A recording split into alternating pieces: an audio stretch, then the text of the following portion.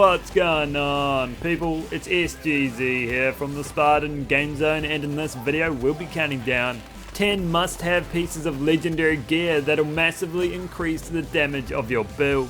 Every great build doesn't start and end with a single gun, but a combination of items that enable that weapon to shine.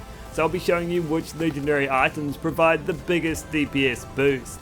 I'll be letting you know what each item does, where you can get it, and tell you where it is most effective. If you enjoyed the video, I'd appreciate it if you could drop a like, and if this video helped you out and you want to help me out too, then you can always hit that subscribe button if you feel like it, and let's crack into it.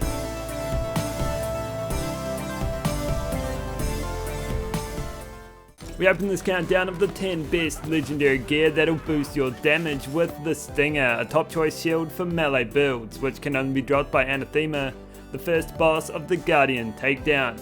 The Stinger boosts your melee damage by 50% when full, which is nice, but that's not what makes it great.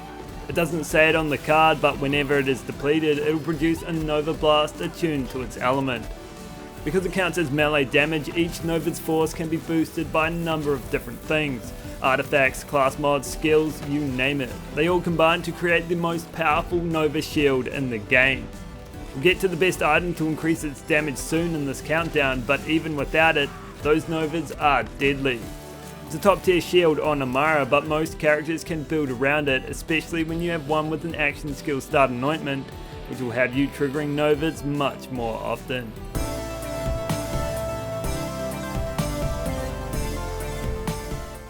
Moving on now to the Boggan, an artifact exclusive to Arms Race that has an increased chance to drop from this chest.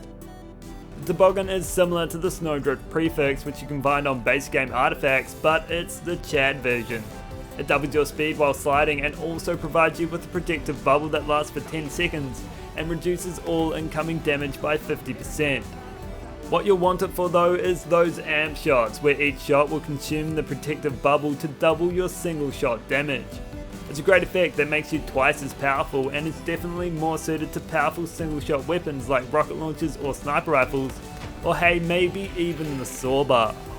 It's incredibly well suited to Zane because he can make the speed work for him too, but other Vault Hunters will still see their single shot damage soar. Aside from bossing, you can also take it into the mobbing arena with a gameplay loop that consists of sliding to gain the shield and shooting to trigger the amp shot. Just rinse and repeat that and you'll be hitting damage numbers you never thought were possible.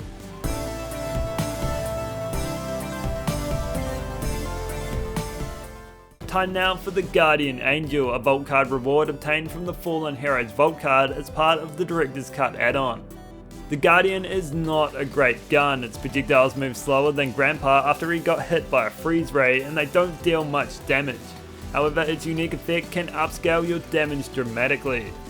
It boosts your damage the further you are from your enemies, making it a fantastic tool at raising the power of your grenades, action skills, or weapon effects that happen later. Take the Storm for example, firing off a few shots and swapping to the Guardian will boost the damage of its summoned orbs, causing high voltage to surge through your target. On Rack Attack Flag with the Peregrine class mod, both your rack and grenade will be massively power packed, allowing you to wreak havoc from a distance, and Amara can get her action skills doing some heavy lifting too. It's a great utility weapon, especially good with the URAD or 390 anointment that everyone should have in their bank.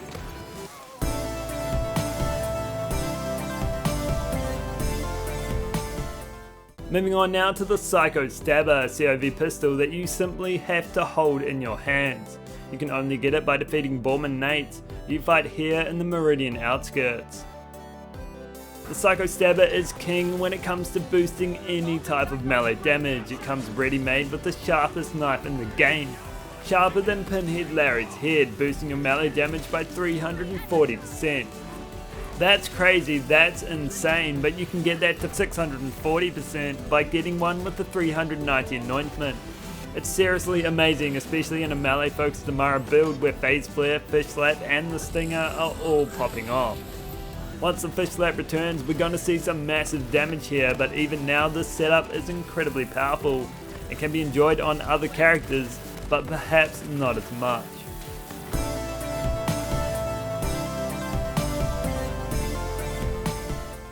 Now for the It's Piss, a grenade mod that can only be dropped by Sloth, who you fight around here in Conrad's Hold. It's Piss is a grenade mod with a sole goal to boost your damage. Throwing it at your enemies will drench them in Pandora Mountain Dew, weakening their senses and making them much more vulnerable. It's a unique grenade that'll debuff your enemies whenever they're drenched in it, causing them to receive 20% more damage from all sources for 6 seconds. Their weakness is indicated by a glowing aura, and it's the perfect grenade mod to boost your damage no matter who you play as. Wherever you use it, it's going to boost your DPS, and it's particularly useful at making those boss fights 20% shorter.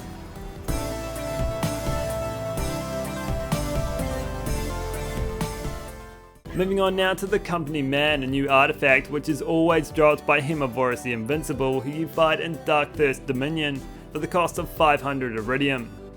The Company Man is an artifact perfect for Allegiance builds, buffering various stats of a particular brand. Increased crit damage, weapon damage, fire rate, mag size, accuracy, you name it, you can pretty much get it, and it also comes with the standard artifact passives too. Its main rolls range from 30 to 50%, and you should be looking at 50 in crit damage and weapon damage as a start. It can provide one of the biggest DPS boosts out there, especially if you get 3 great passives to go with it. If you ever wanted to devote your build to a particular company or see what a certain weapon is truly capable of, then chuck one of these on and take it for a spin.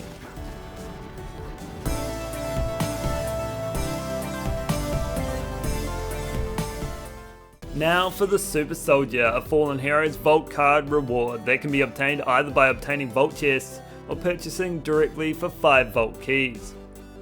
The Super Soldier is an incredible shield, providing you with all-time immunity depending on your setup, along with 3 massive buffs whenever your shield is full.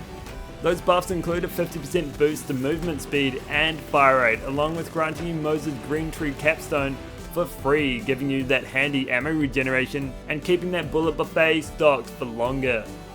You'll definitely want an action skill start anointment with this shield so you can be immune to all damage forever and be 50% more powerful at the same time.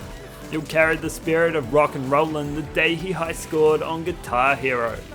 The immunity comes in the form of a protective bubble that deploys for 5 seconds after fully charging, and it's also possible to stack its passive buffs. If your modes and are spec'd into Phalanx Doctrine, you can abuse it to be faster than the Flash and stronger than Superman. That might be a bit too much, but you simply can't go wrong with this shield.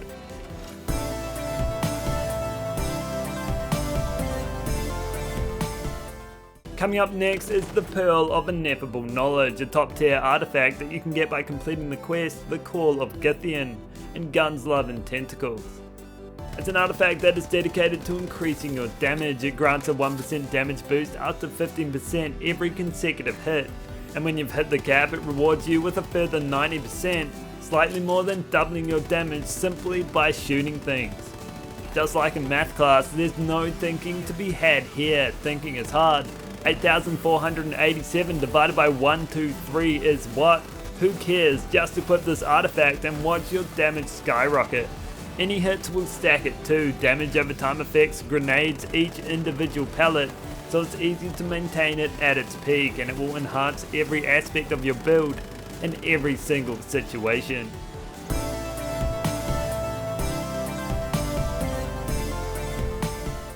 Moving on to the Infernal Wish, a shield that literally keeps on giving. It's exclusive to Arms Race with an increased chance to drop from this chest. The Infernal Wish is a shield that will double your damage provided you're using the right type of weapon. Those weapons are anything that fire a single projectile, as while there's some juice in it, a bonus projectile will be added to each shot, which you can have some serious fun with. Take the Plasma Coil, Crap, Storm, Sawbar, countless weapons reach their full potential while equipped. It's a top choice shield for everyone, but especially on modes.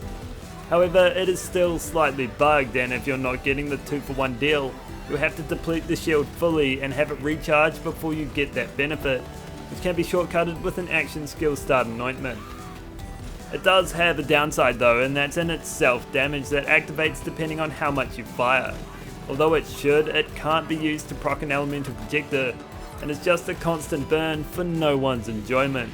It can down you if you're not careful, so be warned, but it is totally worth it when you see what it's capable of.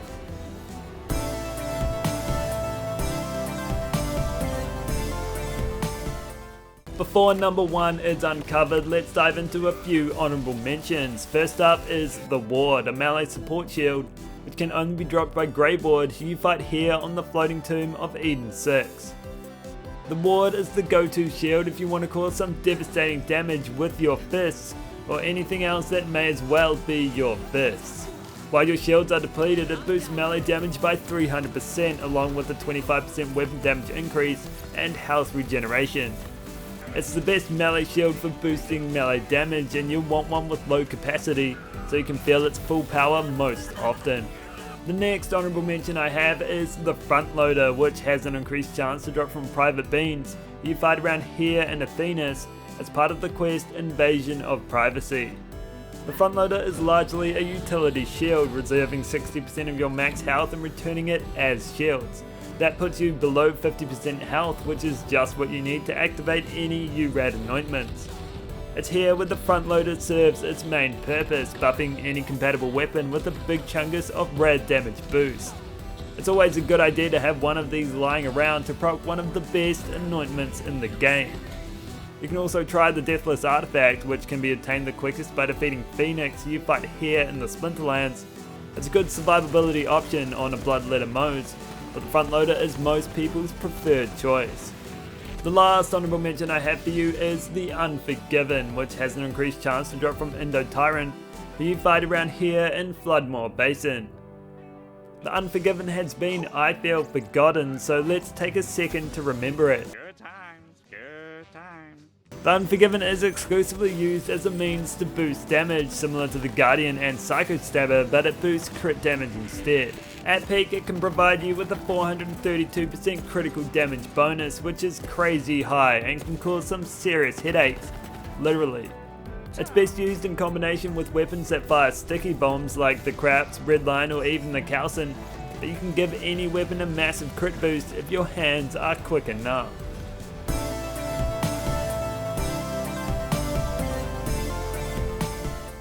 Number 1, could it be? It is. It's the Revolter, a shield that belongs to the Director's Cut and has an increased chance to drop from Sumo in Eschaton Row. If you're looking for a monster boost to your damage, then the Revolter is the shield for you, adding 200% bonus shock damage to each shot for 15 seconds after your shield is depleted. But it's not just that, it'll increase your fire rate too. While shock and raised, your DPS will break the stratosphere. Houston, we have a problem, but not because of a lack of damage, but that there's no one else left to kill. Using this with an action skill start anointment while on a Cannon Zane, Rack Attack Flak, or even Amara will have you constantly triggering its effects for monster damage all day long. Modes can feel it too, but it is harder to come by. Overall, it's a fantastic shield that no one should shy away from. So that's all for this video. I hope you enjoyed it and learned of the 10 must-have legendary pieces of gear that'll massively increase your damage. If you did, consider dropping a like or subscribing, and I'll catch you in the next one.